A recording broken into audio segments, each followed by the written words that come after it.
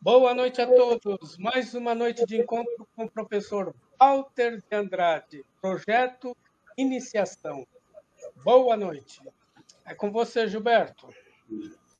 Olá, boa noite. Estamos ao vivo, mais um Projeto Iniciação, aqui no Conexão 3005, com o professor. E estamos ao vivo. É isso aí, no sábado aqui à noite, né? Você que está conectado aí, já deixa o seu like, compartilha o nosso conteúdo aí com o pessoal para acompanhar. E voltamos a nos falar daqui a pouco. Boa noite, professor. Boa noite, Gilberto Catira. Boa noite, Carlos Nascimento. Boa noite, Eduardo, Daniela. E boa noite a todos aqueles que estão aqui reunidos conosco, né? Todos nós reunidos. É uma felicidade, uma honra muito grande estarmos aqui novamente, né? Para falarmos de assuntos tão importantes, né? Então, isso é muito importante. O nosso trabalho denomina-se Projeto Iniciação, justamente do canal Conexão 3005, né? Devemos dizer, esse encontro é destinado a dar a base filosófica e iniciática para aqueles que pretendem seguir o caminho da iniciação, né? A base... Nós temos duas bases principais, né? Justamente os trabalhos, os ensinamentos de Helena Petrovna Blavatsky, através de seus livros, né?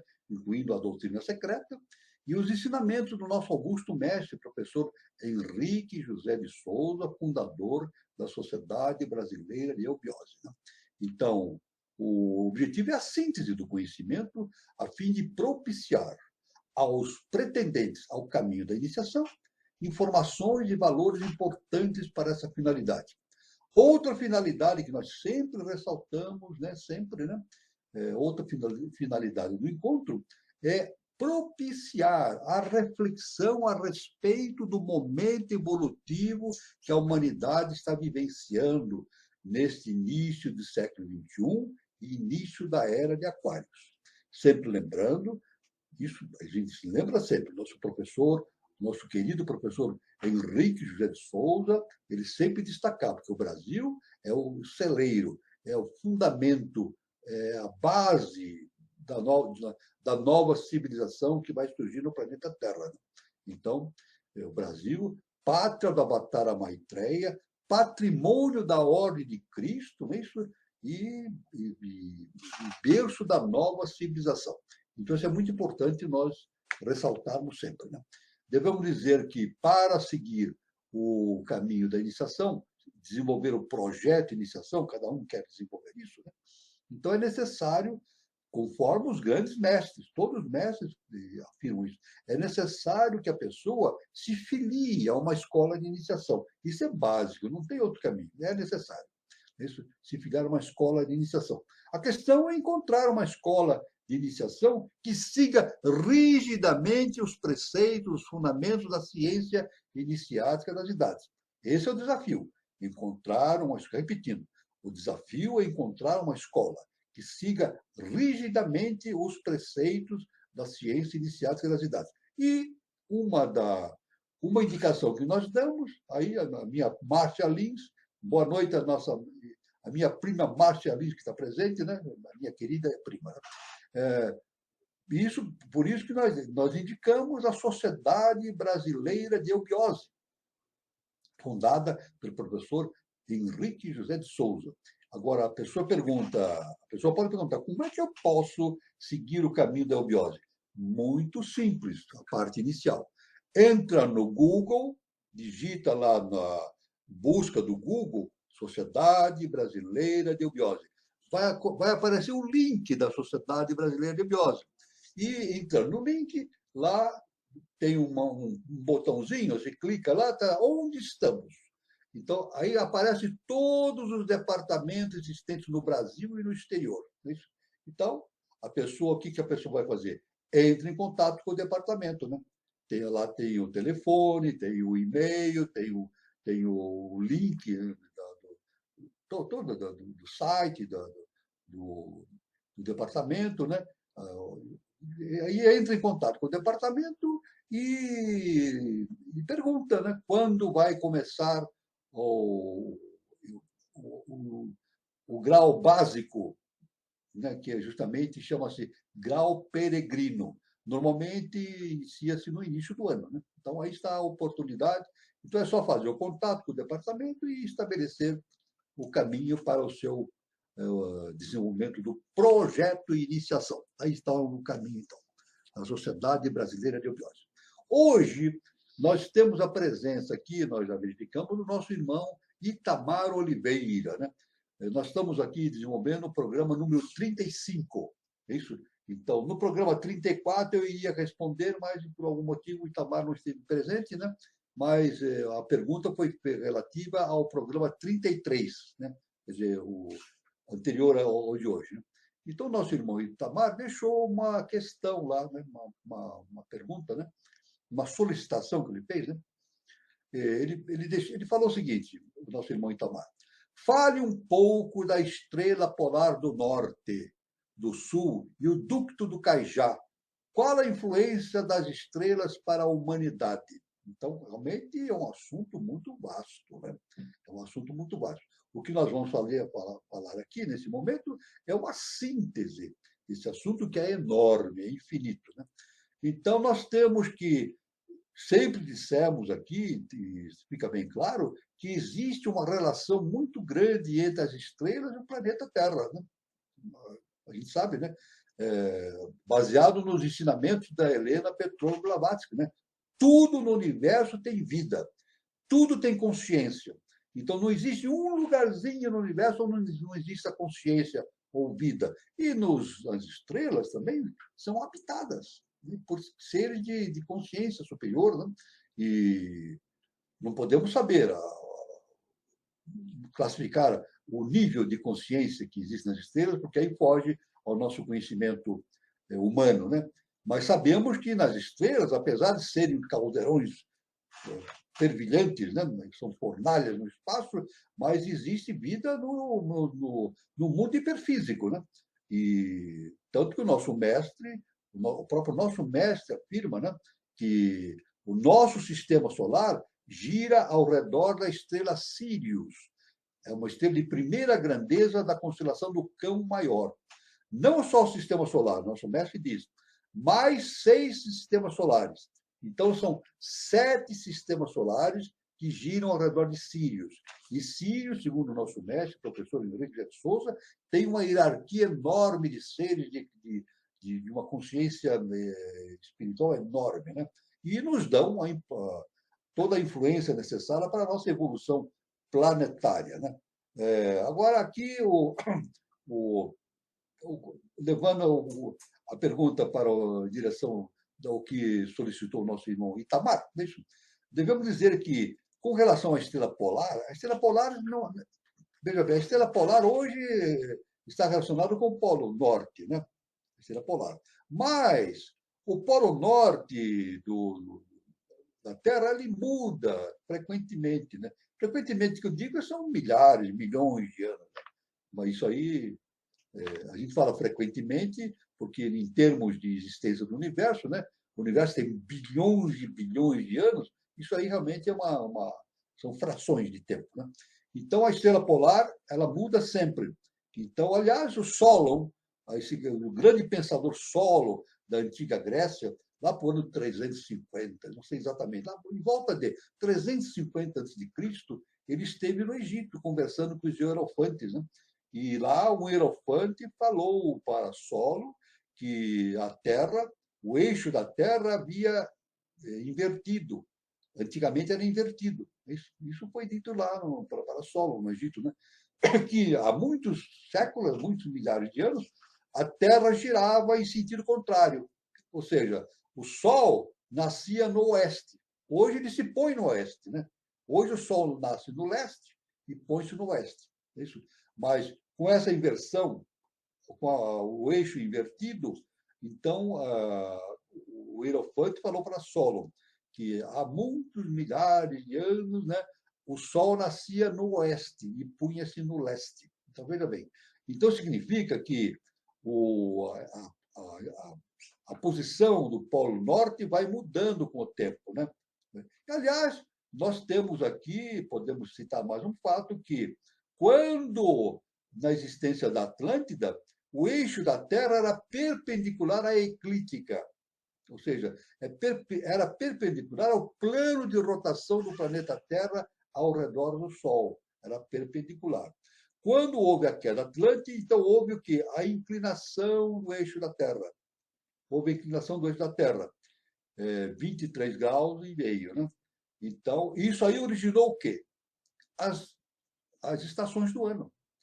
Em Atlântida, quando o eixo era perpendicular à eclíptica, existia somente uma primavera, era a eterna primavera.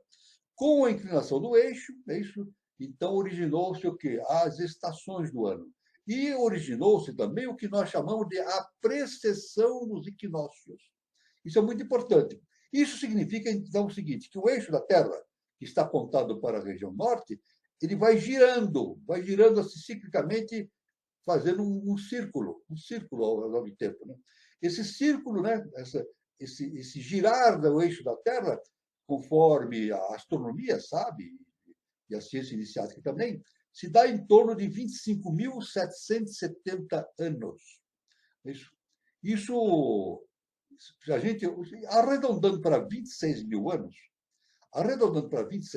que é o eixo, a rotação do eixo da Terra, dá 26 mil anos, arredondando. Se nós dividimos por 12, dá um período de 2.166 anos. Significa o seguinte, que o eixo da Terra, na sua posição norte, vai apontando, a cada 2.166 anos, ele aponta para um signo do zodíaco. Então, no espaço de 26 mil anos, o eixo da Terra percorre todos os 12 signos do zodíaco. É por isso que existe, né? A era de Peixes, a era de Aquário, depois Capricórnio, assim por diante. As eras, né? Característica do processo evolucional espiritual humano. Né? Então, aí surgem as eras, Peixes, Aquários, etc. Então, a gente vê, para o nosso irmão Itamar, que essa situação da questão do Polo Norte varia com o tempo. Né? Pode inverter. Agora, nós estamos num processo relacionado com a precessão dos equinócios e assim por diante. Né? Uma coisa importante que nós temos que deixar bem claro aqui é justamente fazer uma menção, o nosso irmão Itamar falou sobre a influência das estrelas com relação à humanidade. Né? Ele fala no ducto do Caijá. Não é isso? Então, vamos falar alguma coisa. O nosso planeta está relacionado justamente com o Cruzeiro do Sul. O Cruzeiro do Sul, não é isso? Visto aqui no Hemisfério Sul, né? Aliás, o Cruzeiro do Sul não era conhecido na antiguidade, na Europa, porque na Europa não se consegue ver o Cruzeiro do Sul, somente no Hemisfério Sul. Somente no Hemisfério Sul que se consegue ver o Cruzeiro do Sul, a constelação. E essa constelação está relacionada com o segundo trono. E olha a importância. O Brasil é a pátria do Cruzeiro. Olha que coisa importantíssima, hein? Então, Não é só a ciência iniciática das idades que fala isso. A gente, o povo fala isso, a história comenta esse fato.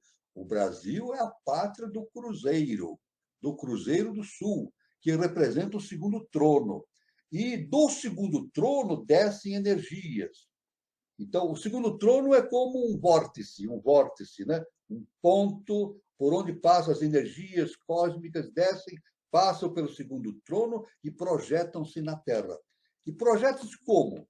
Essas energias que vêm do segundo trono, do segundo logos, ou do Cruzeiro do Sul, penetram justamente no polo norte da Terra e percorrem todo o eixo da Terra e essa energia sai no Polo Sul, só no Polo Sul, né? Então, aí forma, o nosso irmão fala o ducto do Caijá. Então, aqui dentro do sentido mais estrito, nós falamos assim, um tubo cósmico. É isso? Então, no sentido do eixo da Terra, forma-se um tubo cósmico, onde passa a energia que vem do segundo trono, em direção do Polo Norte, e sai no Polo Sul. Né? Então, só para finalizar todo esse processo de entendimento, né, nós estamos mostrando aqui, o nosso professor, querido professor Henrique de Souza, ele, nas suas revelações e ensinamentos, ele diz que o norte da Terra é o passado e o sul é o futuro. Então, o que acontece? Há uma projeção, uma progressão da evolução do norte para o sul. Do norte para o sul.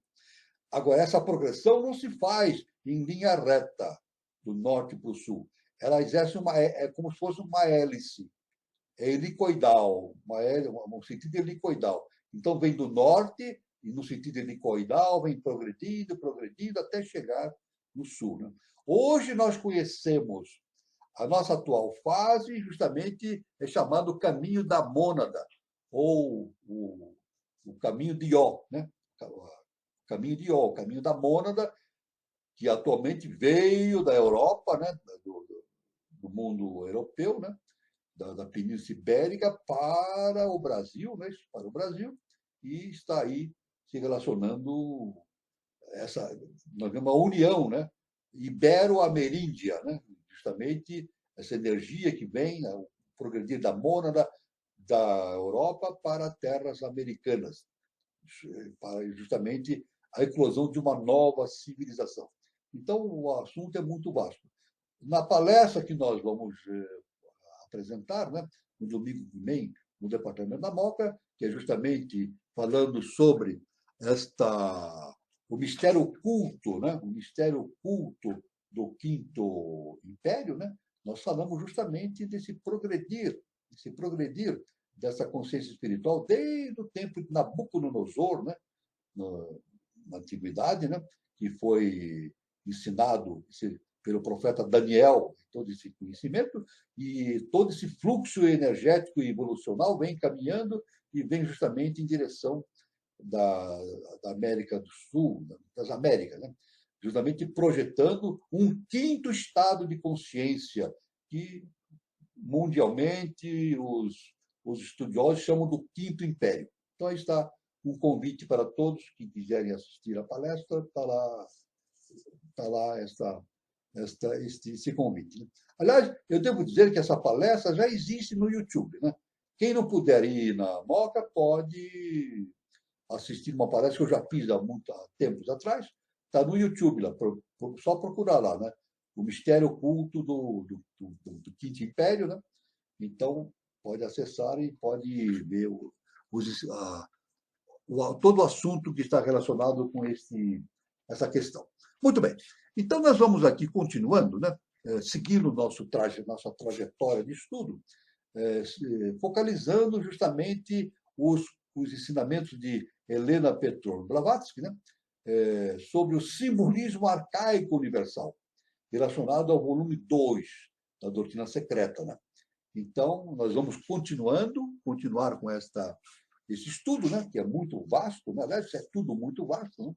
E podemos dizer que, na filosofia dos Vedas, o eu espiritual, o Atman, é chamado alma-fio, porque passa através dos 5 corpos sutis ou princípios para formar o homem centenário.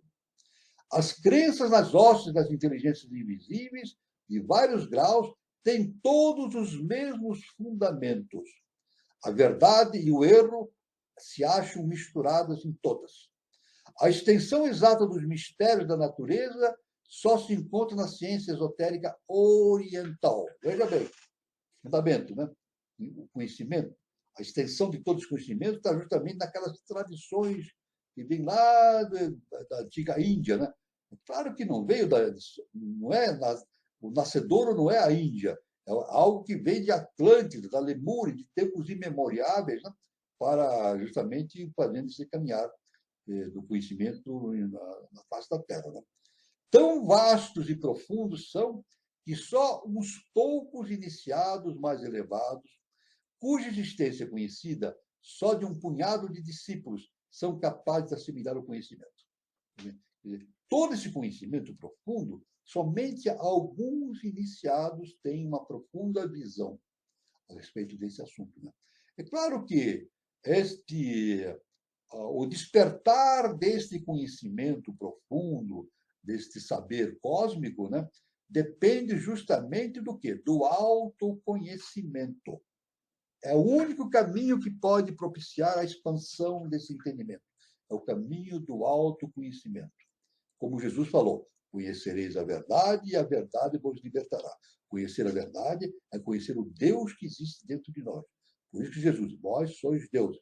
E na antiga Grécia, né, no tempo de Delfos, né, na antiga Grécia, estava lá escrito no frontispício. No frontispício do templo estava escrito assim: homem, conhece a ti mesmo e conhecerás os deuses do universo. Então, tudo que nós precisamos conhecer e saber está dentro de nós mesmos. Olha só que importante. Veja, tudo que nós precisamos saber e tomar consciência está dentro de nós mesmos, porque Deus existe dentro de nós. Isso é muito importante, né? Então, desde tempos imemoriais, os mistérios da natureza foram registrados pelos discípulos dos homens celestes em figuras geométricas e símbolos, cujas chaves passaram através das gerações. Então, a gente vê que os símbolos, as letras, as cores, os sons têm uma forma de representatividade de todo esse conhecimento profundo que nós vemos, né? A mônada, emanação e reflexo somente do ponto ou logos no mundo fenomenal, converte-se no ápice do triângulo equilátero manifestado no Pai. Então, representa uma tríade, né? Uma tríade em cima, no ápice desse triângulo, nós temos o Pai Celestial, né? Ou o primeiro trono, né? A linha do lado esquerdo é a dúade, a mãe, considerada como um princípio de oposição. Ao lado direito representa o filho, esposo de sua mãe, em todas as cosmogonias, como sendo uno com o ápice. A linha da base é o plano universal da natureza produtora, unificando no processo fenomenal pai, mãe e filho, como estes estavam unificados no ápice, no mundo suprassensível. Então, veja bem, isso é fundamental nesse entendimento cósmico, é justamente essa tríade, nesse triângulo, né? O pai, a mãe e o filho. Aliás, nós temos na Igreja Católica isso aí ditado pelos mestres, né? Isso aí foi ditado pelos mestres, né? Nós temos o pai, né? O filho e o Espírito Santo, né? O pai, o filho e o Espírito Santo, né? O Espírito Santo significa o segundo trono, a mãe, na verdade, a mãe divina. Tanto que na tradição evangélica é dito que Jesus foi gerado pelo divino o Espírito Santo. Veja bem, Jesus, Yoshua ben Pandira, foi, nos escritos do Evangelho, diz, ele foi gerado pelo divino Espírito Santo. Ou seja, ele veio do segundo trono, projeção do segundo trono. Então, é uma avatara do segundo trono. É isso? Ele é um avatar do segundo trono, né? Então, isso é muito importante, esse entendimento, né? Os filhos, por transmutação mística, se converteram no quaternário, do triângulo para o quaternário. O triângulo se converteu na tétrax. Isso é um projeto, né? Quer dizer, da tríade para baixo, existe a projeção de hierarquias, de consciências, formando justamente o quaternário, que deu origem à nossa consciência humana, não é isso? A nossa personalidade. Os físicos consideram o espaço, a força e a matéria como símbolos convencionais. No entanto, a filosofia arcaica considera o espaço como uma entidade substancial, ainda que aparente, incognoscível e vivente. Isso.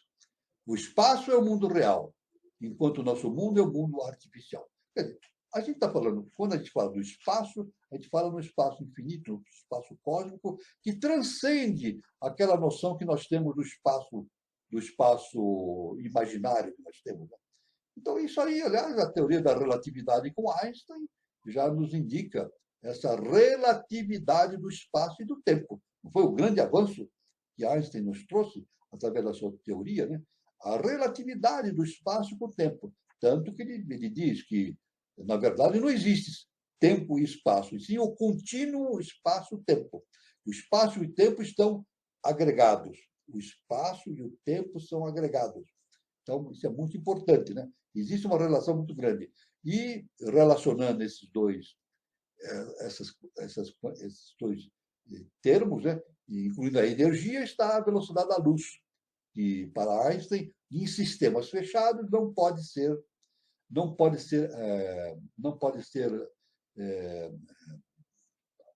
passado, né? Isso é sentido, né? A velocidade da luz é a velocidade limite dentro de sistemas fechados. Não em sistemas abertos, não. A astronomia vê. A astronomia já detectou que o universo está em expansão. As galáxias estão em expansão. E a astronomia já detectou esse fato, que essa expansão das galáxias se dá numa velocidade superior à velocidade da luz. Mas é um sistema aberto, porque isso é um sistema aberto. É muito importante e toda essa teoria da relatividade de Einstein, que não é fácil de entender, né? É muito difícil, somente os especialistas físicos podem explicar isso com bastante profundidade, porque envolve matemática, envolve uma série de conhecimentos realmente muito profundos, né? Sobre física, né? Muito bem. É a unidade através da sua infinitude. É esse mundo real, esse espaço cósmico, é uma unidade de força. E isso está simbolizado no triângulo pitagórico, símbolo do universo. Então, existe Pitágoras, né? Ele representou todo esse processo cósmico no seu triângulo pitagórico. O ponto do ápice do triângulo representa a mônada, da qual tudo procede e de cuja essência tudo participa. Então, tudo provém da mônada. É por isso que nós afirmamos, nós não, baseado nos conhecimentos da ciência inicial das idades, o sistema em que nós vivemos é um sistema monádico, justamente a projeção da mônada em direção do mundo objetivo e depois volta dessa consciência, com todo o conhecimento que obtém no mundo objetivo, para a casa do Pai. Desce vida energia, sobe vida consciência. Né? Os 10 pontos dentro do triângulo pitagórico e que lado representa o mundo fenomenal. Os 3 lados são a barreira da matéria noumenal ou a substância que separa o mundo do pensamento. Né? Interessante que nesses pontos indicados por Pitágoras, né? Segundo Pitágoras, um ponto corresponde à unidade. Um ponto nesse triângulo Pitágoras é a unidade. Uma linha a uma superfície. 2 linhas, isso? E mais 3 representam uma superfície. E 3 pontos e 4 pontos significa justamente um sólido, uma figura quaternária.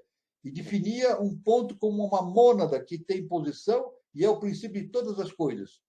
A pirâmide é o símbolo do universo fenomenal. Olha só que importante. A pirâmide é o símbolo do universo fenomenal. Por isso que não é sem propósito e sem base que construíram-se as pirâmides no Egito. Né? Então, as pirâmides têm esse sentido, né? De entendimento do mundo fenomênico superior, né? E devemos dizer também, lembrando novamente, falamos a respeito da constelação do Cruzeiro do Sul, né?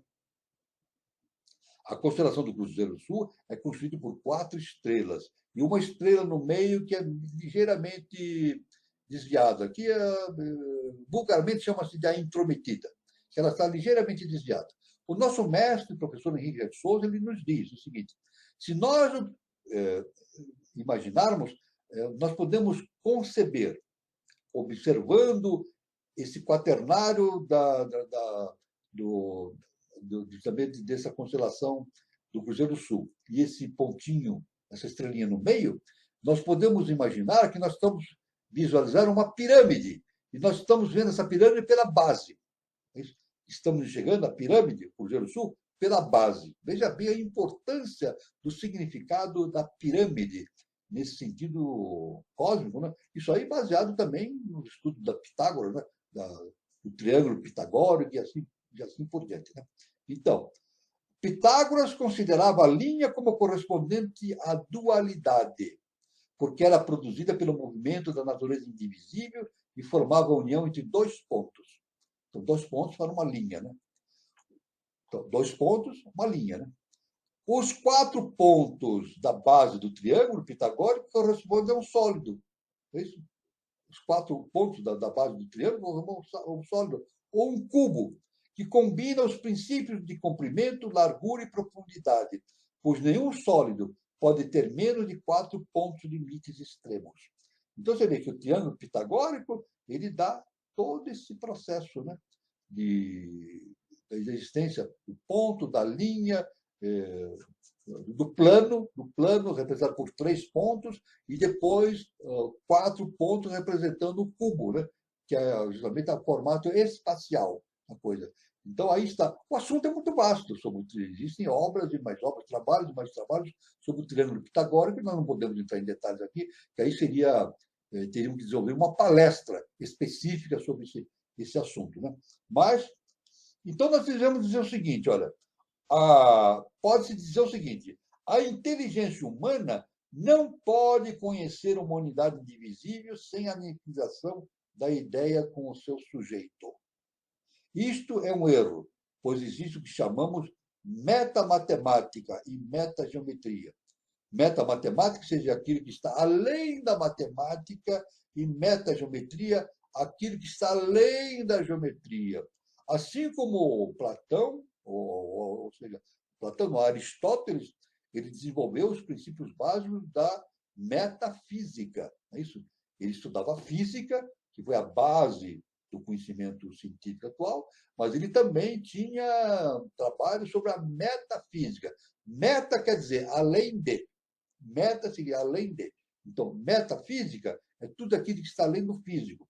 Então, nós temos a metamatemática e a metageometria. É tudo que está além da matemática e da geometria. É claro que nós podemos dizer o seguinte, né? Tirando esse conhecimento da ciência iniciática das idades, né? A ciência não vai conseguir provar tudo ou localizar todo esse conhecimento da ciência iniciática, dizendo a ciência acadêmica.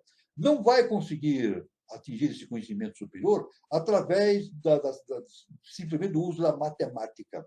Não, porque isso aí supera a questão da razão e da lógica. É isso? O conhecimento sobre as questões universais supera os mecanismos da mente, do conhecimento, da lógica, do raciocínio. Aí entra na intuição. Entra justamente no processo de observar o fenômeno por dentro dele mesmo. Né? Observar o fenômeno por dentro dele mesmo. Então, isso aí é um metaconhecimento. Né? Podemos dizer assim, isso tudo seria um metaconhecimento. Aquilo que está além do nosso conhecimento humano. Que o Aristóteles falava sobre metafísica.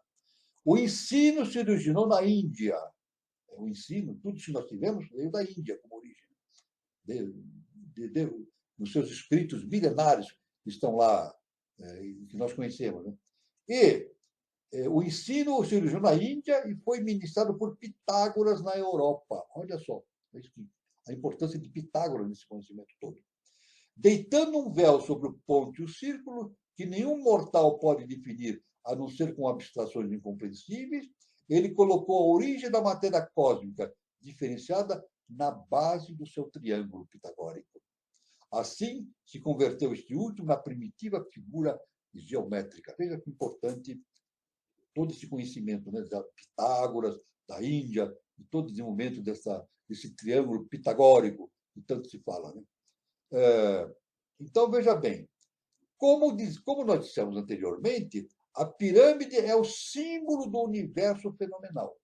Repetindo, a pirâmide é o símbolo do universo fenomenal, sumindo-se no universo nominal do pensamento, no verso dos 4 triângulos.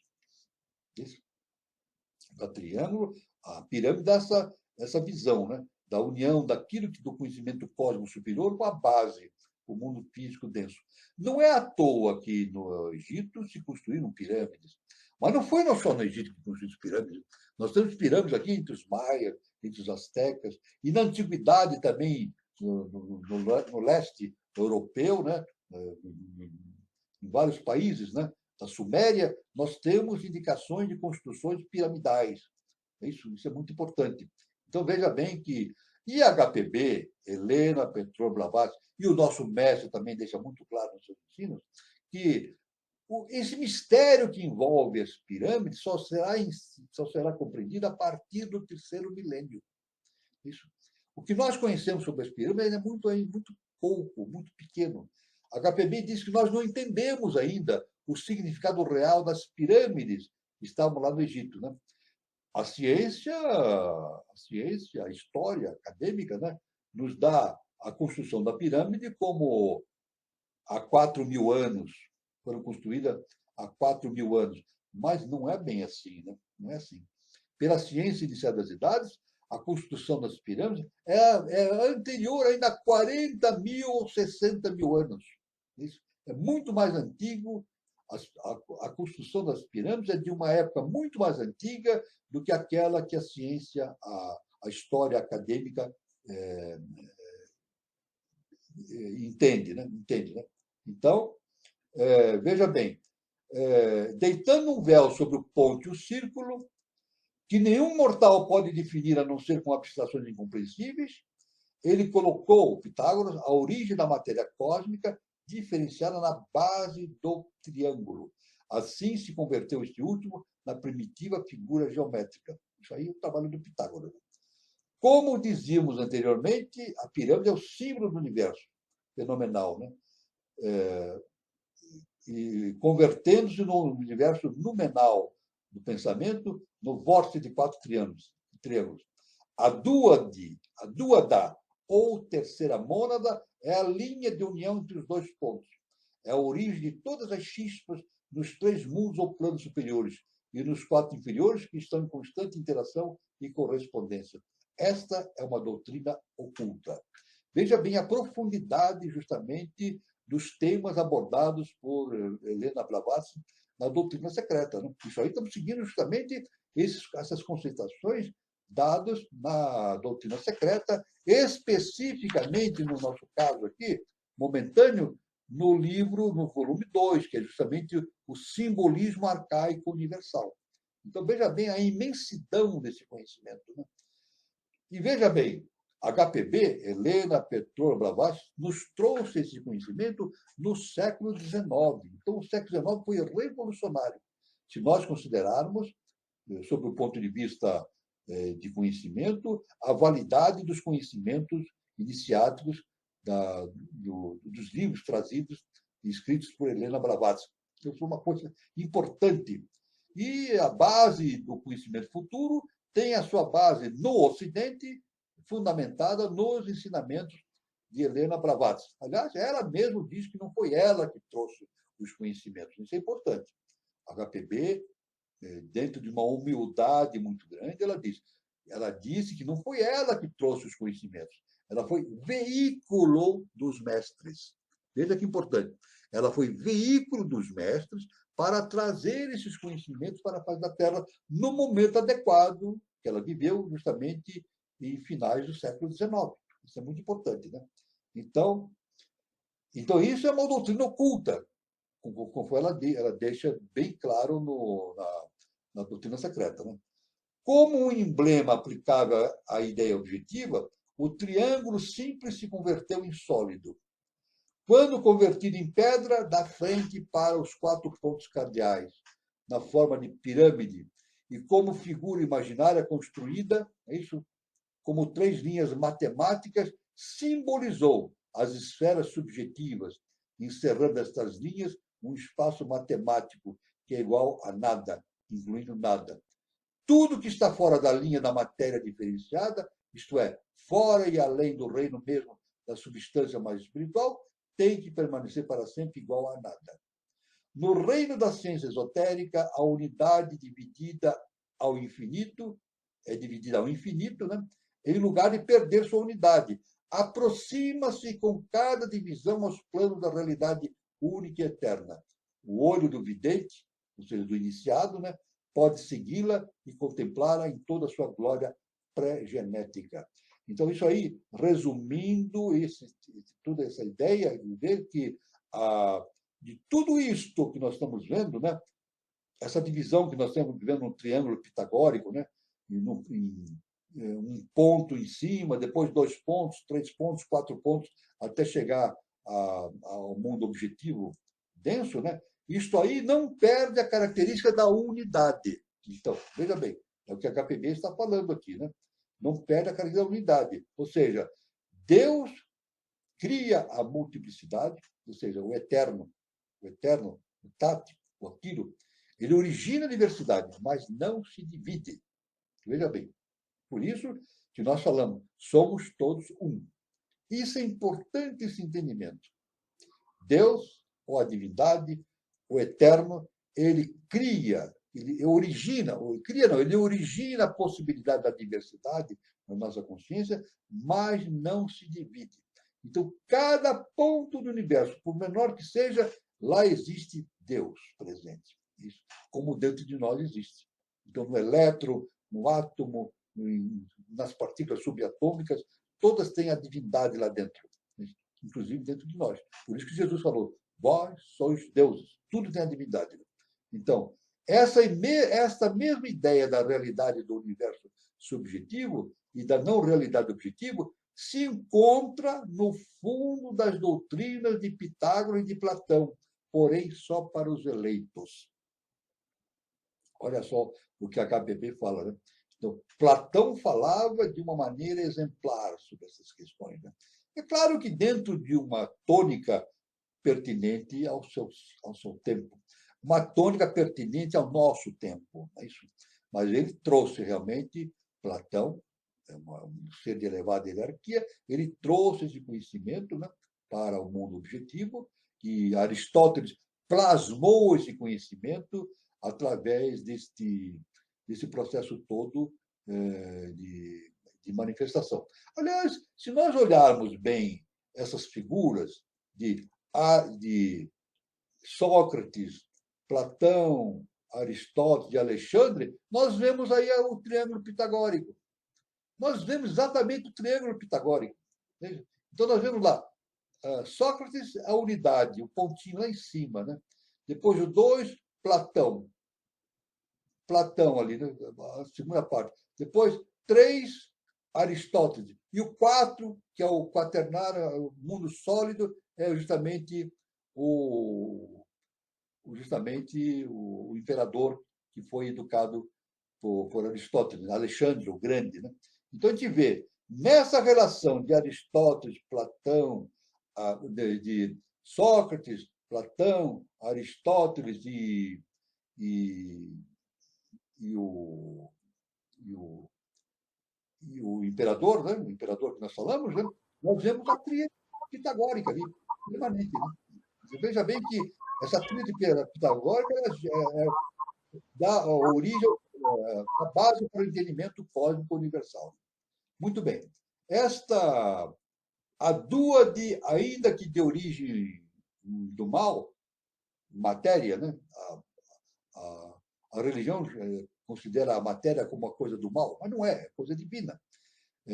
A dúade, ainda que é a origem do mal, portanto, real em filosofia, é também a substância durante o Manvantara, que se chama em ocultismo a terceira mônada. É isso. Então, aliás, depois, dentro desse contexto, nós temos a conceituação de Shakti, que é justamente a parte feminina, né? Shakti é o duplo feminino de qualquer deus, equivale à Sofia dos gnósticos e ao Espírito Santo dos cristãos, né? Então, isso aí entra então a ideia da Shakti. Isso nos remete justamente nessa polaridade que existe no universo, uma essência masculina, uma essência feminina. Só que a Shakti, a essência feminina, é o poder, a força, né? Que é justamente que dá origem à magia universal. Então, veja bem, isso tudo, a gente vê a importância desse tema que nós estamos abordando, justamente do triângulo pitagórico, né? Então, todos aqueles que quiserem se dedicar a esse estudo, vale a pena, né? Pegar livros, pegar informações, não da doutrina secreta e de outros autores a respeito do triângulo pitagórico, porque aí dá uma margem para entendimento do funcionamento do universo. Como nós sempre afirmamos, eu sempre afirmo o seguinte, né? Pelo triângulo pitagórico, nós temos a possibilidade de entender como as coisas funcionam. Veja bem, falo novamente, meditando sobre essa tríade, sobre esse triângulo pitagórico, nós podemos começar a entender como as coisas funcionam. Isso é básico no conhecimento esotérico. O conhecimento esotérico não é decorar nomes, ou decorar isso, decorar aquilo, não. Saber um monte de informação. O conhecimento esotérico não é coleta de informações, é autoconhecimento. E o triângulo pitagórico tem esse poder mágico, essa magia, de nos levar ao conhecimento justamente do conhecimento superior cósmico, né? Muito bem. Eu vou parando por aqui, essa parte inicial da exposição, e eu passo para o nosso irmão Carlos para a gente continuar a nossa conversa a respeito desse assunto tão transcendental e tão difícil para entendimento. Muito bom, professor. O interessante dessa abordagem, professor, é que a gente percebe também que na natureza existe uma matemática divina, né? E é interessante essa questão do triângulo pitagórico, porque a gente vê também a relação de todos esses cálculos matemáticos com as pirâmides, né, professor? E Exato. realmente as pirâmides ela deve ter um simbolismo muito grande e ela deve ser de um período muito maior do que os historiadores acham de 4.000 anos. E é impressionante, né? E é impressionante esse caminho que vem da Índia, né? A escola, né? Da Índia que se liga com a escola grega, né, professor? Toda essa relação. Eu gostaria que o senhor falasse sobre essa matemática divina, sobre esses números que dão uma ideia sagrada de tudo que a gente pode construir na humanidade. Bom, o nosso irmão Carlos, é o seguinte, a matemática realmente é algo extraordinário, né? Tanto que, eu devo dizer, lá na escola de Platão, é isso? Na escola de Platão, os historiadores, né, as pesquisas históricas indicam que na porta da escola estava escrito assim: não entre quem não souber matemática. Então, Platão deixou lá escrito, né? Não entre quem não souber matemática. Então, era básico isso, básico, né? O conhecimento. Essa questão da matemática. Agora, existe a matemática e, como a HPB fala, existe a metamatemática, né? Existe uma matemática relacionada com o conhecimento científico, acadêmico, né? Mas a HPB fala, existe uma metamatemática, além da matemática, uma metageometria, algo além da geometria, assim como existe uma metafísica, algo além do mundo físico. É claro que chega num momento em que os cálculos, né, os cálculos matemáticos, são convertidos justamente num processo interno de conhecimento, né? O próprio Einstein, ele afirmou de maneira bastante velada, ele falou uma vez que mais importante do que o conhecimento é a imaginação. Olha só o que Einstein falou. Ele disse: mais importante do que o conhecimento é a imaginação. Agora, nós podemos considerar essa imaginação que Einstein falou como intuição. Ele não podia falar intuição, né? O certo, então, o correto, dentro de um processo de terceiro milênio, de um conhecimento iniciado mais profundo, é nós falarmos o seguinte: mais importante do que o conhecimento é a intuição. Ou seja, mais importante do que a informação é o conhecimento interno. Hoje fala-se muito na informação, a informática. A informática tem o seu valor. Tem o seu valor, claro, hoje é básico. Mas não é o caminho que vai levar ao conhecimento pleno cósmico. Não é a informática.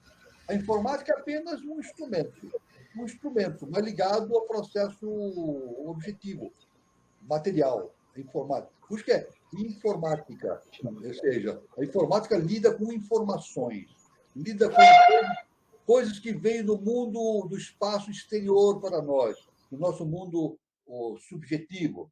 Agora, o que vem de dentro, não são informações simplesmente, são conhecimentos vindo através da pesquisa intuitiva, da intuição, da meditação e da contemplação. São os 3 estágios fundamentais para o conhecimento, né? Justamente o mental concreto, né? O mental superior, depois a intuição, a meditação e depois a contemplação.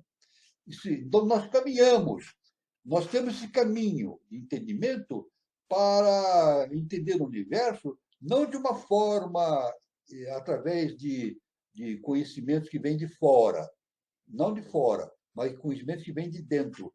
É por isso que nós nos referimos aqui, né? Justamente, qual é o tema do nosso encontro? Projeto Iniciação. O projeto Iniciação, o que é iniciação? É início da ação. Iniciação quer dizer início da ação. Início de que ação? A início da ação do autoconhecimento. Isso.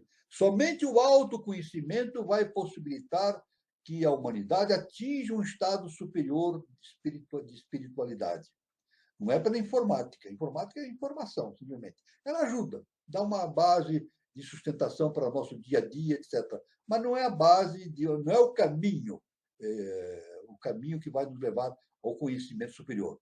O que nos leva ao conhecimento superior é justamente o autoconhecimento.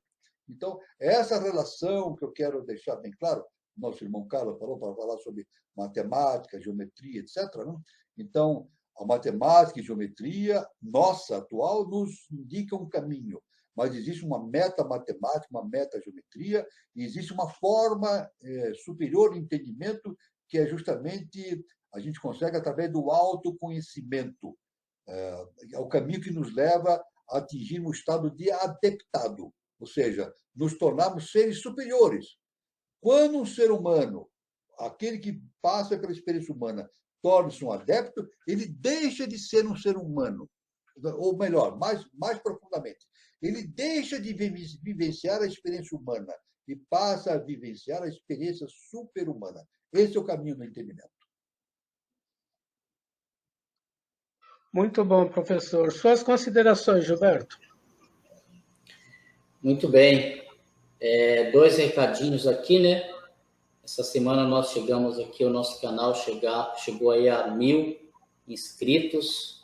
Então, quem está aí conectado, isso é muito... Lembrando a vocês que para o canal isso é muito relevante, o YouTube, a plataforma, à medida que você se inscreve, ele considera o nosso conteúdo relevante, né, por uma questão aí de algoritmo, de análise, à medida que é feito aí, existem as métricas específicas que fazem essa medição.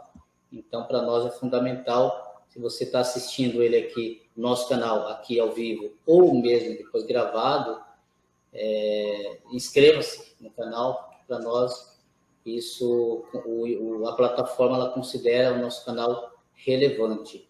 E também dá um like, né, no vídeo, compartilha esse conteúdo, né, manda para um colega, porque é como o professor falou, a gente tem aqui um projeto, né, de dar uma base fundamental, teórica a respeito da iniciação, e tem muita gente que gosta desse assunto e não sabe onde encontrar, não faz a menor ideia, e não tem uma informação segura, de qualidade, como é a que o professor passa. Então, se você tem um colega que gosta desse conteúdo, que aprecia, né, esse tipo de tema, compartilha o conteúdo, manda para essa pessoa, de repente ela vai achar interessante e até te agradecer. Então, fica aí a dica, além de você poder deixar o teu comentário aqui no vídeo, para o professor responder no próximo programa. Caso não seja respondido aqui ao vivo, você pode clicar aqui embaixo do vídeo, né?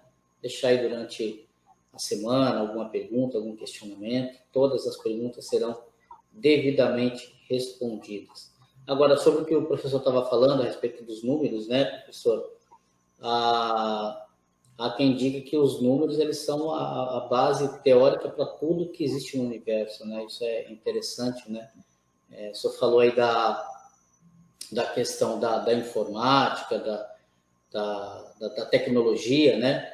Vamos lembrar que eu falei agora há pouco do algoritmo aqui da plataforma, né? Por exemplo, os endereços de sites, os algoritmos, as páginas de internet, tudo isso, a gente tem uma visualização aqui por imagem. Tem cores, tem imagem e tal, mas por dentro, no código, quando a gente observa, são por números, né? Então, são números. Esses números, quando eles são decodificados, é feita uma conversão para uma linguagem com imagem, com cores e com aparência, né, que facilite a nossa visualização, mas na grande maioria da parte fundamental, da parte estrutural, né, dessas páginas, desses códigos, dessas codificações, dentro desse mundo da informática, era tudo baseado por números, né? Então, a matemática é muito interessante. Então, realmente, a gente não consegue desligar uma coisa da outra, né? A parte técnica e da parte espiritual, vamos dizer assim, né? Meio que uma coisa está ligando a outra e é interessante, não é isso, professor? Exatamente. Isso aí, realmente, a questão da matemática é fundamental, né? No sentido do entendimento, né? Da ciência acadêmica, né? É fundamental. Mas é claro que nós devemos considerar que existe uma matemática superior, né? A ciência acadêmica ainda não entrou nesse caminho, né? Nessa percepção profunda dessas questões que a HPB fala da metamatemática, ou da metageometria, né? Isso é muito importante. Mas tudo no universo tem pelo menos cientificamente, tem uma versão matemática a ser considerada, né? Uma versão geométrica, né? Tudo tem geometria. Tudo que nós olhamos ao nosso redor tem uma expressão geométrica, uma forma matemática, né? Por trás de tudo, né? Isso é por isso que na ciência iniciada das idades é dito que tudo tem uma origem, não é isso? Nada se cria, nada se perde, tudo se transforma. Ora, se esse princípio de que nada se cria, então como se dá a formação do universo? Dá-se pela projeção de uma consciência que cria a diversidade, né? Cria a nossa diversidade, que é o mundo mundo fenomênico, né? Mas esse fenômeno vem do mundo nous, do mundo numênico, né? Que representa justamente o âmago de toda a essência universal, né? Então, tudo vem de uma essência, É claro que isso é um mistério muito grande. O entendimento dessa ligação que existe entre o imanifestado e o manifestado, segundo a HPB, é o grande mistério que, para ser desvendado pela consciência do nosso sistema solar. Não é só nós, humanos, não. O nosso sistema solar, com todos os projetos evolutivos, devem entender qual é a relação que existe entre justamente o imanifestado e o manifestado. É o grande mistério, né? Agora, esse mistério nós podemos decodificar através de processos imediatos nossos, né, de ação, como a matemática, a geometria, mas, fundamentalmente, não se resume somente a isso. Se resume a uma posição evolutiva da consciência a ponto não de extrapolar, mas de interpolar, entrar dentro de si mesmo. É isso. A questão do conhecimento todo é entrar dentro de si mesmo, dentro da sua própria divindade, dentro da divindade que existe em nós. Aí, então, vem toda uma visão cósmica diferenciada de tudo aquilo que nós podemos imaginar dentro do conceito científico, matemático e assim por diante, né? Então, isso é muito importante, essa visualização desse processo que nós temos que desenvolver para o nosso amadurecimento espiritual, a expansão do nosso estado de consciência para atingirmos futuros processos evolutivos determinados pela lei cósmica universal, justa e perfeita. Muito bom, professor. O Júlio Teixeira faz uma pergunta, professor. 3 atributos do absoluto: tempo eterno, espaço infinito e substância ou éter. Então, veja bem, esses 3 atributos, nosso irmão fala sobre 3 atributos: absoluto, tempo, eterno, espaço. Na verdade, existe. Se nós pesquisarmos os fundamentos da física de Isaac Newton, nós vemos que ele trabalhava com isso aí, o tempo, o espaço, o movimento, né? E a matéria. Né? O tempo, o espaço, o movimento e a matéria. São as bases de entendimento da física newtoniana. Né? E ele mesmo, o próprio Newton, dizia no seu tempo que, além disso, existia o éter. Isso não é uma suposição. Newton falava isso. Existia uma substância, um plano do éter. Isso aí, no século XX, foi desmentido. A ciência oficial, acadêmica, negou esse fato, que é a existência do éter. Né?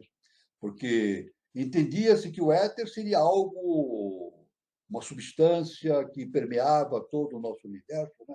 Então, inclusive, propiciava a própria, diz assim, o caminhar da luz nesse éter, né? A vibração do éter. Né? A luz era uma vibração do éter. Né? Hoje, isso na ciência não, admite que a luz é um processo eletromagnético, né? Vibração eletromagnética. Então, a questão do éter foi dissolvida da consciência da ciência acadêmica. Mas o éter realmente está relacionado com o segundo trono. O éter não é o segundo trono, é um dos aspectos do segundo trono, um dos níveis do segundo trono. E Newton sabia exatamente dessa questão. Né? Então, é claro que, na verdade, hoje nós temos o desenvolvimento da física quântica, né? Isso que está dando enormes avanços para o entendimento superior, né? Dos aspectos científicos, e a própria física quântica coloca o tempo e o espaço como inexistente. Tempo e espaço é zero. É zero. Então, isso realmente é de uma... humanisticamente, é de uma irrealidade total. Né? A gente supor que existe a inexistência do tempo e do espaço. Né? Agora, se nós colocarmos na mesa, né, nas nossas observações, as conceituações de Blavatsky, Blavatsky diz que tudo no universo é consciência. Então, agora, a consciência, na verdade, está fora do tempo e do espaço. Está fora do tempo e do espaço. Né? Nós podemos imaginar, isso nós já falamos, né? Que Existe a máquina do tempo? Não é isso? Nós podemos. Existe a máquina do tempo? Muitos dizem que sim, outros dizem que não.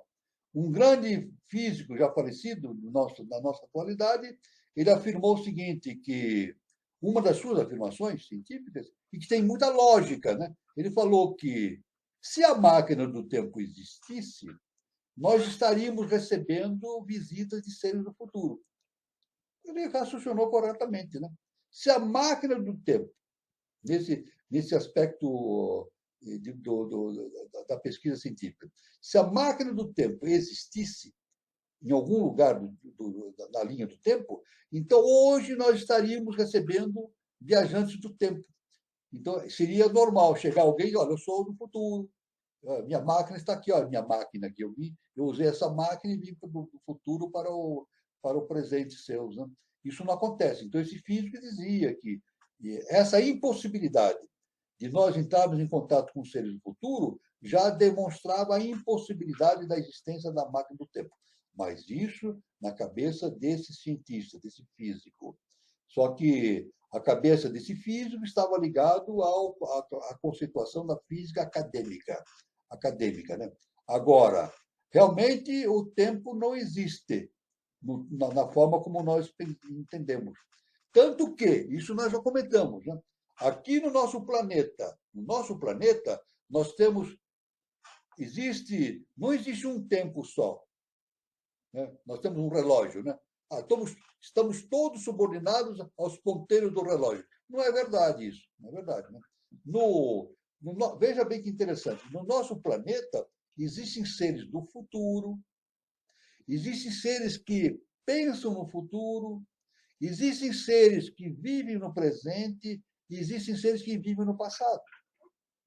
Agora, o que origina essa diferença desse tempo espiritual dentro de cada um? A consciência. A consciência. Então, de maneira geral, nós podemos dizer o seguinte: aqui no nosso planeta, nós temos seres que vivem do passado, seres que vivem no nosso presente, seres que trabalham em direção do futuro e seres também já do futuro. É isso? Tanto que o nosso mestre, professor Henrique José de Souza, ele afirmava, né, que ocultista, ele dizia, o que é ocultista? É aquele que vive o futuro da sua raça. É isso. Então, os mestres, então, veja bem, os mestres, os grandes mestres da humanidade são seres do futuro. Todos os grandes mestres são seres do futuro. Eles vêm do futuro para o seu passado, que é o nosso presente. Olha só que importante. Um mestre vem do futuro, vem viver o seu passado momentaneamente, que é o nosso presente. É isso? Então, ele vem nos indicar o caminho de atingirmos o futuro. À medida que nós praticamos o autoconhecimento, o autodesenvolvimento, nós estamos caminhando para o futuro. Então, autoconhecimento é transformar o nosso presente no futuro. É isso? Então, esse é o entendimento do. Então, na verdade, não existe essa linha presente, passado e futuro. Isso faz parte da Maia. Mas existe o estado de consciência do passado, não podemos dizer assim, maiavicamente, né? Algo que já aconteceu, algo que está no momento presente e algo que já age no mundo do futuro. Né? Então, nós temos aqui grande quantidade de seres, vamos exemplificar. Nós temos no planeta Terra, na população da Terra, uma grande quantidade de seres que vivem no passado, ou seja, consciências lemurianas e atlantes. Existe grande quantidade de consciências lemurianas e atlantes vivendo no nosso tempo. Existem pessoas que vivem no presente, que são aquelas que se acham enquadradas dentro do processo de desenvolvimento da raça ariana. Existem pessoas que já estão, seres que vivem na Terra, que são seres do futuro. São seres que estão desenvolvendo as suas qualidades de futuro, ou então mestres que vêm para o nosso tempo, vêm no futuro para o nosso momento presente e que representa o seu passado. Então, a questão de presente, passado e futuro representa o nosso mestre, o professor Henrique de Souza. Ele deu uma definição extraordinária. Olha, a questão de raça. Definição de raça. Como é que nós podemos definir raça? A ciência define raça pelo genótipo, pela aparência física do indivíduo, né? Aparência física, pelo DNA, sei lá, tem um monte de explicações. O nosso mestre define raça de uma outra maneira.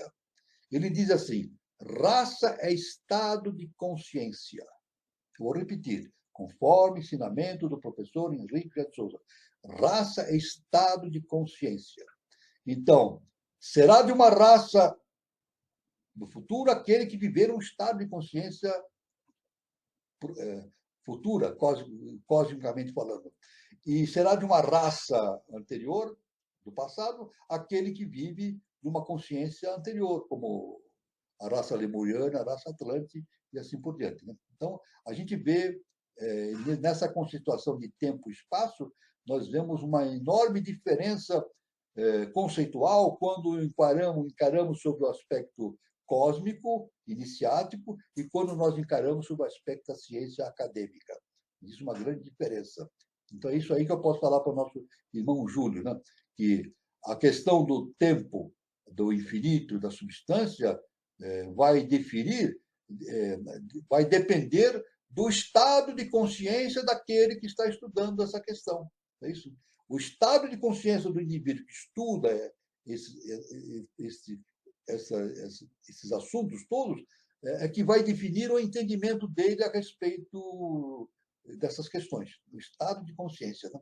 Então, é por isso que o nosso processo de evolução significa a transformação interna da nossa consciência através do autoconhecimento e caminharmos em direção do futuro.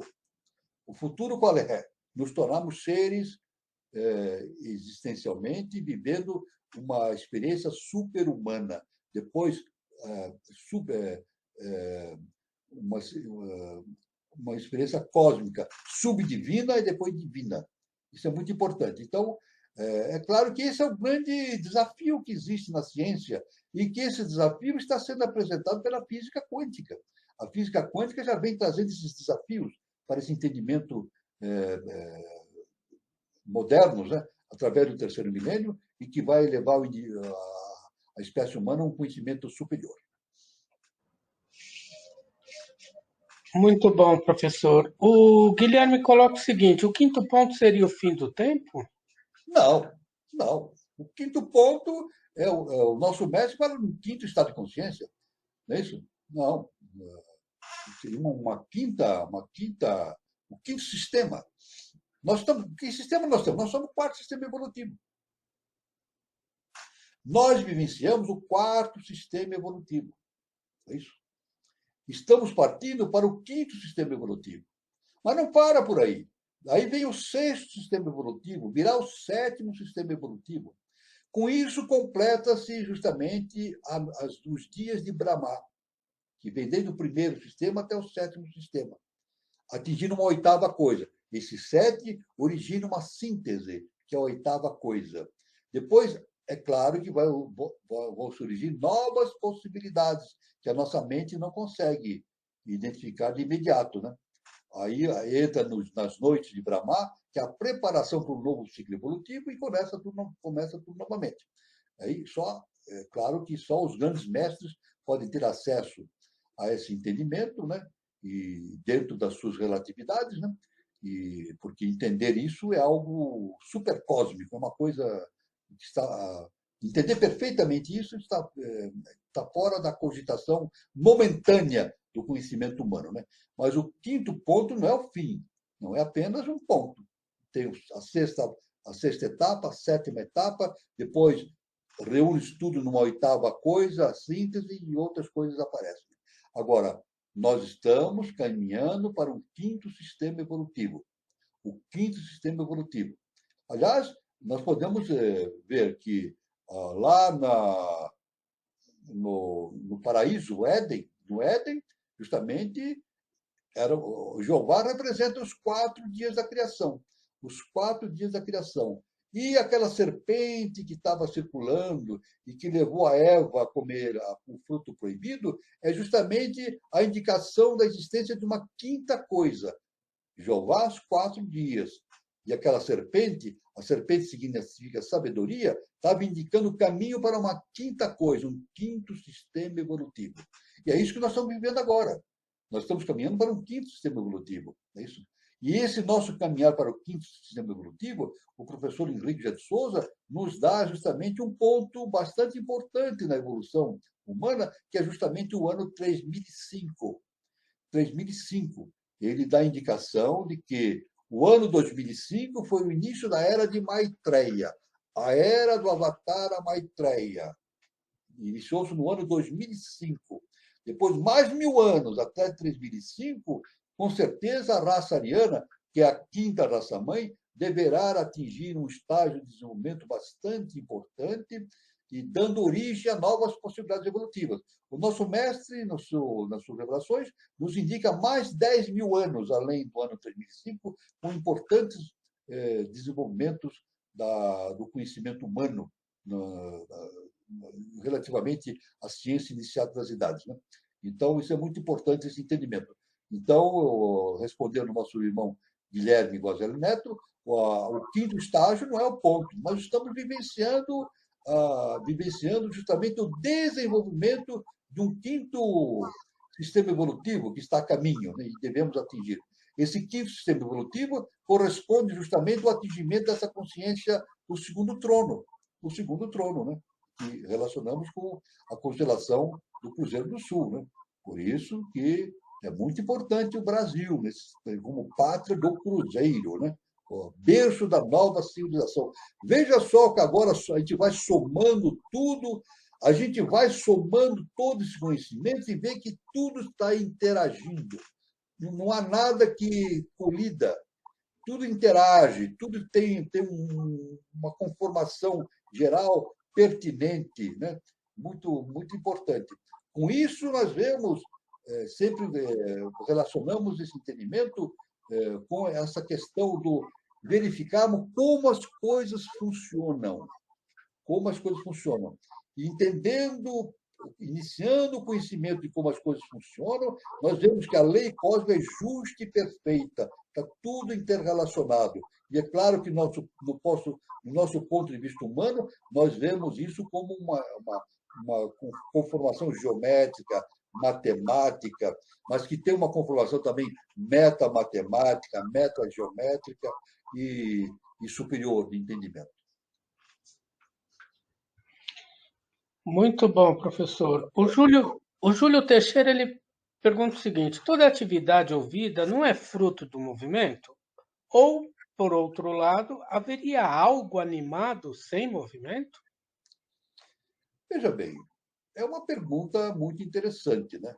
Veja bem, o movimento, isso aí, aliás, eu devo dizer que isso aí, o que o nosso irmão Júlio está falando, isso remonta à antiga Grécia, né? Na antiga Grécia, né? Então, pensadores gregos, existia um pensador grego, se não me engano, chamado Parmênides, isso, que dizia que o conhecimento só podia acontecer na absoluta ausência de movimento. Ele dizia, Parmênides, não se pode ter um conhecimento no universo. É impossível o conhecimento em algo que está sempre em movimento. Não é isso? Mas existia um outro filósofo, que agora eu preciso lembrar o nome dele, por favor, Antônio, me lembre. Um outro filósofo que disse que a gente não se banha na água no rio 2 vezes. Quando a gente vai se banhar novamente no rio, o rio já passou. É isso? Então, aí houve uma conciliação. Né? Conciliação. Então, a atividade da vida é fruto do movimento. Mas esse movimento nós podemos entender não como movimento simplesmente físico, da física acadêmica, né? Podemos entender de maneira superior como movimento de geração de novas possibilidades, ou seja, do passado, da consciência do passado para a consciência do futuro, que não é principalmente não é uma viagem através do tempo simplesmente, como a ciência imagina, mas uma viagem através do estado de consciência, né? Então, toda atividade ou vida é fruto do movimento? Sim, aí é questão de entendimento por parte da física, né? Agora, ou por outro lado, haveria algo animado sem movimento? É uma grande pergunta, né? Agora, aí depende do que nós entendemos por movimento, né? Se o movimento no aspecto físico, objetivo, ou no aspecto do imanifestado. Nós temos, quando a gente faz o estudo, esse estudo na eubiose, nós entendemos, temos, através da HPB também, do nosso professor Henrique de Souza, existe um movimento que é do mundo objetivo e existe um movimento ligado ao mundo arquetipal, movimento subjetivo, né? Movimento do mundo do eterno. Né? Então, tudo que existe aqui no mundo objetivo é derivado da projeção do arquétipos que vem do mundo do superior. Né? Então, é isso que eu posso falar a respeito desse. Eu acho, realmente, o assunto não é fácil, o assunto é difícil. Não é fácil, é muito difícil e demanda bastante meditação, mas de uma coisa nós podemos dizer, relacionado a esse que nosso irmão Júlio, né? Nós podemos dizer o seguinte: nada acontece por acaso. O movimento que ocorre, todo o processo de movimento que nós temos à nossa vista no mundo objetivo é derivado de um arquétipo superior que determina essa ação de movimento. Né? Então, isso, eu não vou poder entrar nesse detalhe, porque aí seria a base de uma palestra, de uma aula sobre essa relação entre o imanifestado e o manifestado. Isso. Heráclito que falou, né, professor? Que ninguém. Heráclito, né? Ninguém consegue se banhar no mesmo. O Parmênides advogava, ele defendia a ideia de que seria impossível conhecimento no universo em movimento. Então, ele dizia que o conhecimento só é possível em algo que esteja parado. Porque na consciência dele, ele imaginava isso. Né? Se eu sei de uma coisa e essa coisa muda, eu deixo de saber. Não é verdade? Se eu tenho conhecimento sobre uma determinada coisa e essa coisa entra em movimento e muda, eu já deixei de saber. Claro, ele racionava dessa maneira. Mas o Heráclito não, ele dizia que tudo era movimento, tudo estava em transição. Na verdade, eu devo dizer o seguinte: olha só que importante, o monismo vem fazer esta conciliação. A ideia básica da eubiose, a ideia básica da doutrina secreta da HPB, que é o monismo, vem fazer a conciliação desses dois aspectos.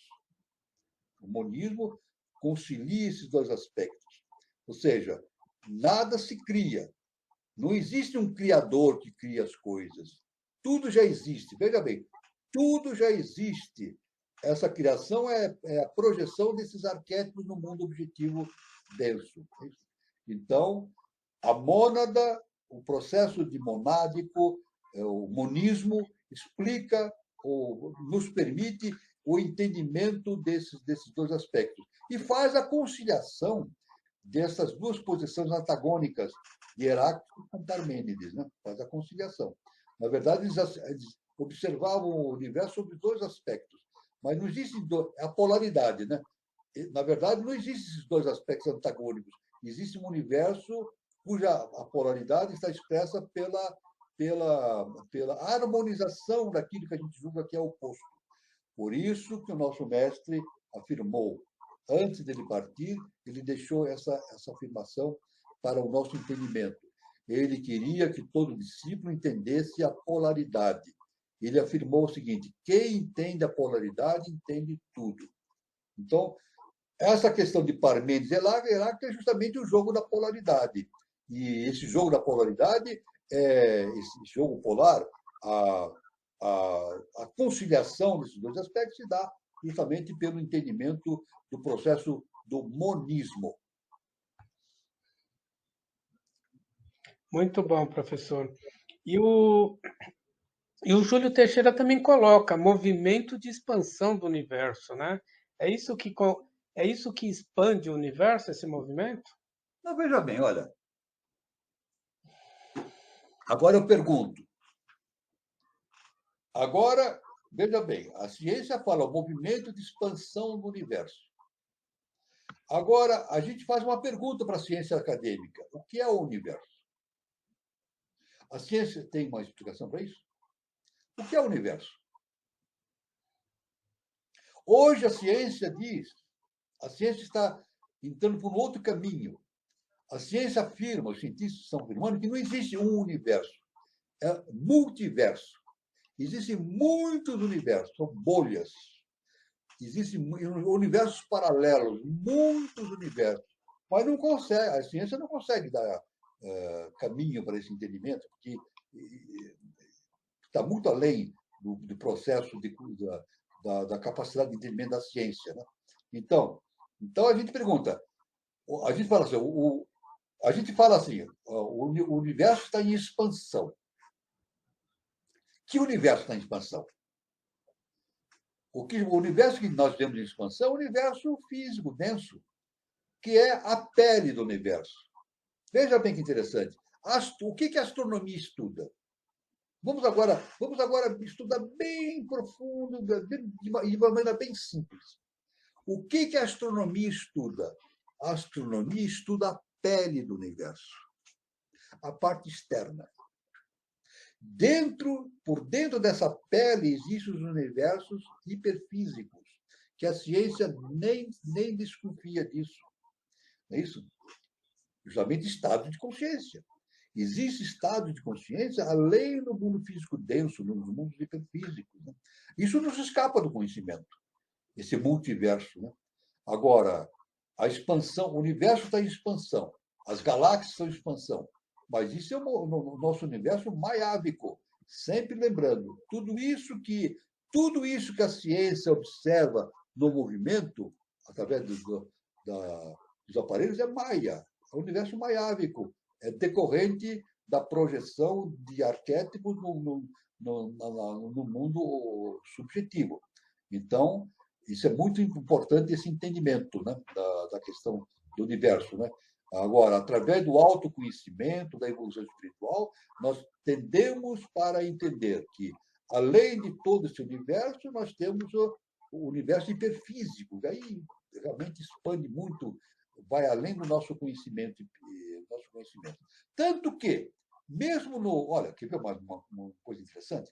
Mesmo no universo hiperfísico denso, a ciência não sabe como é o universo. A ciência acadêmica não tem ideia de como é o universo atualmente. Não tem a menor ideia. Por quê? A astronomia é uma ciência do passado. A astronomia é uma ciência do passado. Porque a luz demora bilhões e bilhões de anos para chegar na Terra. Quando nós olhamos pelo telescópio, nós estamos vendo coisas que aconteceram há bilhões de anos, porque a luz demora um tempo para chegar. Então, nós não temos atualmente, pela ciência acadêmica, consciência do que é o universo atualmente, o universo físico denso. Não temos essa visão. Nós estudamos o passado do universo. Veja só que interessante. O que a astronomia estuda é o passado do universo. A luz demora 8 minutos para vir do Sol para a Terra. A luz demora 1 segundo para vir da Lua para a Terra. 1 segundo para vir da Lua para a Terra. Ou frações de segundo. Do Sol para a Terra, 8 minutos. E das estrelas distantes ou mais próximas, milhões, milhares de anos, milhões ou bilhões de anos. Então, aí está a limitação da ciência. Né? Agora, é claro que, no momento em que o indivíduo vai elevando o seu padrão vibracional, né, isso, vai caminhando para o futuro do entendimento, ele vai abarcando esse conhecimento todo, a tal ponto que o tempo e o espaço deixam de ter validade para ele cai fora do tempo e do espaço. É por isso que Jesus, o Cristo, falou isso. Conhecereis a verdade e a verdade vos libertará. Veja, simplesmente. Conhecer a verdade, o que é? Conhecer o Deus que existe dentro de nós. E quando nós conhecemos o Deus que existe dentro de nós, nós nos libertamos do quê? Jesus falou que a verdade nos liberta. Nos liberta do quê? De nós mesmos. Isso. A verdade, o conhecimento do Deus interno nos liberta das limitações que nós temos com relação à nossa visão externa do mundo físico Deus. O assunto é difícil, é muito difícil, mas podemos, pelo menos, ter uma visão sintética e ver como as coisas funcionam. Isso já é uma grande ajuda para o desenvolvimento nosso interno. Muito bom, professor. Em função do horário, chegou o momento de eu passar os recados, né, aqui do Conexão 3005, tá? Então, a nossa próxima roda de conversa é agora no feriado do dia 15, né? Terça-feira, 15/11/2022, no mesmo horário, às 20h40, e o tema da roda de conversa será a doutrina da inteligência e da bondade. A inteligência não é neutra, ela se presta ao bem pela bondade, mas nem sempre quem desejamos ajudar estará em sintonia com as nossas boas intenções. Então, como lidar? Esse tema faz parte do livro, né, A Doutrina da Inteligência e da Bondade, do Ariomester Daniel. Tá? Ele é psicólogo, mestre em neurologia, neurociência e doutrina em música pela Universidade Federal de Minas Gerais. E os mediadores serão Daniela Troncoso e Eduardo Nunes. E também temos, semana que vem, dia 19, uma palestra presencial aberta ao público, lá na Moca, né? E o tema será A História Oculta do Quinto Império, do Sonho de Nabucodonosor à Formação do Brasil, com o nosso querido palestrante Walter Teixeira de Andrade. Então, o local do departamento da Moca é Rua Conde Prates, 988, Moca, é uma travessa da Paz de Barro, e aí está o telefone para fazer contato, é o 11 2021 7290, tá? Então, repetindo, é dia 19/11, sábado que vem, às 15 horas, das 15 às 16h30. Aqui é Nabucodonosor, né? A figura do Nabucodonosor, lembrando também dos templários, né? E eu gostaria também de fazer, convidá-los a todos que estejam passando lá por São Lourenço, Minas Gerais, irem lá conhecer o Centro de Terapias Holística, Espaço Shakti, que fica lá na Praça Helena Jefferson de Souza, anexo 1, São Lourenço. Informações pelo WhatsApp 35 997566874. E o Espaço Shakti está fazendo um ano, né? Um ano da sua formação, e vai ter umas comemorações no comecinho de dezembro, que faz um ano, tá? Entre dia 3 e 4, mas depois a gente informa vocês aqui dessa programação. E o projeto de iniciação que a gente faz todo sábado aqui, no mesmo horário, às 20h40. Então, o recado está dado. Deixa eu ver se tem mais alguma pergunta. Professor, o pessoal está agradecendo. Tá? A Dalva Simino agradecendo, a Maria Conceição, tá? E eu queria agradecer a participação de todos e desejar para vocês um bom final de sábado, um bom final de semana e aproveitar o feriado, né? Espero que todos possam descansar. Agora é com você, Gilberto, suas considerações finais. Isso aí, bom feriado a todos, um ótimo final de semana, bom ter vocês aqui, né? Aguardamos vocês aí na próxima terça e bom final de semana. Boa noite, professor. Boa noite a todos que estiveram aqui trabalhando no programa, né? E agradecemos a presença de todos, foi maravilhoso, e sejam bem-vindos na próxima terça-feira, depois no próximo sábado, e na palestra, quem puder ir, no sábado que vem, às 3h, né? Aí a história oculta do Quinto Império, né? Justamente falando sobre a quinta coisa, né? O quinto estágio evolutivo que a humanidade deve atingir. Muito bem. Então, eu desejo a todos luz, paz e amor, é isso? E fiquem com Deus.